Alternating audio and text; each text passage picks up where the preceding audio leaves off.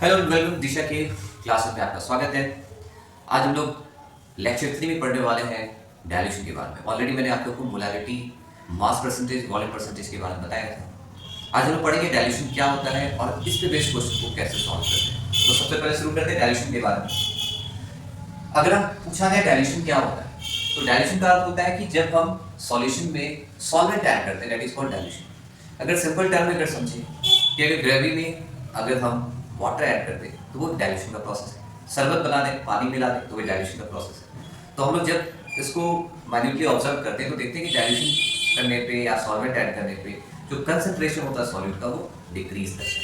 तो डाइल्यूशन क्या हो गया? The process of adding solvent to the solution. और उसके लिए फॉर्मूला यूज करते हैं M1V1 = M2V2। यहाँ पे M1 क्या है? Molarity of the solution before dilution, और M2 है molarity of the solution after dilution. V1 उसी तरीके से वॉल्यूम ऑफ द सॉल्यूशन है बिफोर डाइल्यूशन, एंड V2 है volume of the solution after dilution. लेकिन ये एक्सप्रेशन हमारे पास आया कैसे? इसको हम सॉल्व करके इसको बताते हैं। जैसे पहले मैंने पढ़ाया था कि मोलैरिटी जो होता है वो number of moles of solute dissolve पर लीटर होता है। Number of moles of solute dissolve पर लीटर जो होता है वो मोलैरिटी होता है। ठीक है, तो हम लोग समझेंगे इसको। मोलैरिटी को जब सॉल्व करते हैं तो वो होता है number of moles of solute by volume. अब इसका अर्थ ये हुआ कि मोलैरिटी जो होता है वो वॉल्यूम का इनवर्सली प्रोपोर्शनल है, यानी कि मोलैरिटी जो होता है वो डिक्रीज करता है अगर वॉल्यूम क्या हो वो इंक्रीज करे। ठीक है, कोई प्रॉब्लम नहीं है। मान लो आपके पास M1 सॉल्यूशन है और इसका वॉल्यूम V1। अब इसमें अगर आप नंबर ऑफ मोल्स निकालें तो फॉर्मूला से क्या है? मोलैरिटी इनटू वॉल्यूम होगा, नंबर ऑफ मोल्स होगा सॉल्यूट। मान लो ये N1, तो ये हो गया M1 इनटू V1। दूसरा सॉल्यूशन है जिसका मोलैरिटी जो है M2 है और वॉल्यूम V2, उसी सॉल्यूशन में, यानी M2 बराबर जो हो जाएगा वो हो जाएगा M2 इनटू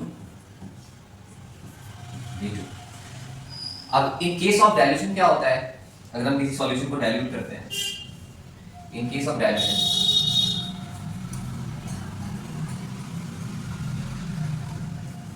किसी सॉल्यूशन को डाइल्यूट करते हैं तो number of moles of solute जो होता है बिफोर डाइल्यूशन कांस्टेंट रहता है, यानी कि हम कह सकते हैं कि number of moles of solute में कोई चेंजिंग नहीं आता, यानी N1 = N2 होता है।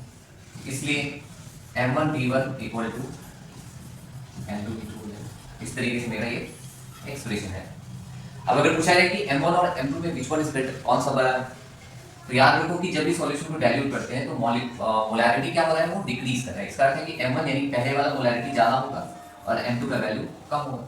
सिमिलरली यहाँ पे क्योंकि वॉल्यूम इंक्रीज करा है तो इसलिए V2 ग्रेटर देन V1 होगा, यानी कि molarity before dilution will be more than molarity after dilution, because when we dilute the solution molarity of the solution will decrease. जब हम सॉल्यूशन को डाइल्यूट करते हैं तो उसका मोलैरिटी घटता है और वॉल्यूम बढ़ता है। इस तरीके से हम सवाल सॉल्व कर सकते हैं। कुछ क्वेश्चन से इनको समझते हैं। जैसे मान लो कि 2 लीटर ऑफ 5m सॉल्यूशन है, मान लो 2 लीटर ऑफ 3m सॉल्यूशन, ठीक है, is diluted to 5m। What will be the new molarity? What will be the new molarity?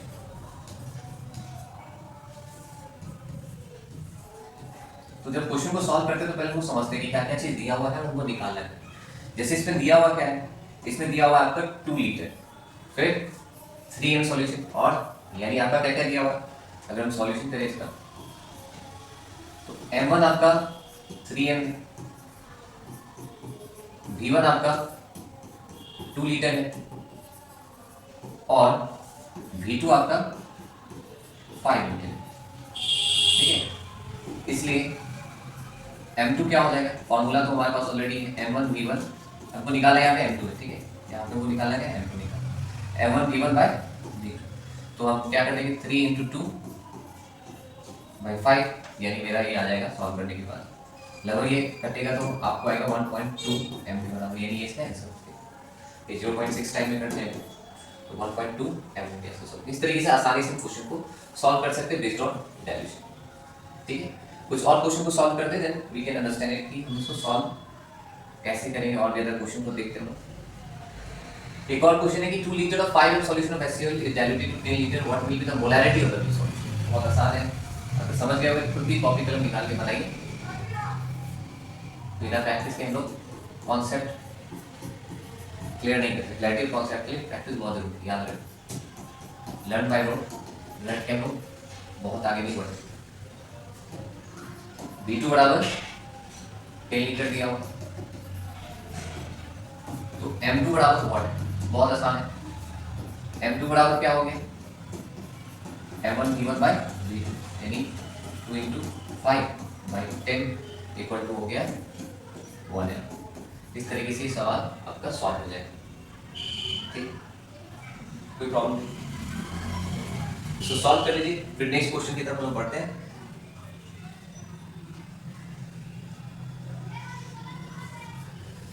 ये क्वेश्चन खुद से बनाइए। What is the final molarity when 100 ml of 2MnCl is diluted to 500 solution, 500 ml solution. ये भी बिल्कुल उसी तरीके से बनेगा। M1 हो गया आपका 2, E1 हो गया 100 ml, M2 बराबर व्हाट, V2 बराबर 500 ml। ठीक, इसलिए M2 बराबर वही उसी तरीके से कोई जरूरी है लीटर में है, ml में तो सबको ml में ही रहना, तो कोई फर्क नहीं पड़ेगा क्योंकि होल से डिवाइड करेंगे फिर मेरे पास वही एक्सप्रेशन आएगा, ये हो जाएगा 0.4 m। तो करेक्ट आंसर हो जाएगा इसका बी। इस तरीके से सॉल्व कर सकते हैं, इसको नोट डाउन कर लीजिए। कुछ एग्जांपल्स और बताएंगे, आगे हम लोग और क्वेश्चन सॉल्व करते हैं।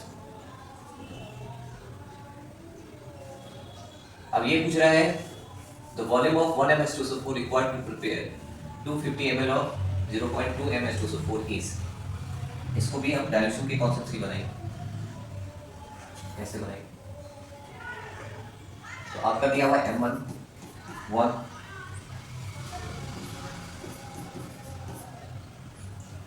E1 दिया हुआ है नहीं पता मुझे, M2 पता है 250 ml और D2 आपका 0. ठीक, तो अब E1 क्या हो जाएगा M2 V2 M1, तो आपका क्या हो जाएगा 250 into 0.2 भाई 1, क्योंकि सारे ml मिले तो ऐसे भी जो आएगा वो खत्म हो गया, ये बच गया 50 ml इज द राइट।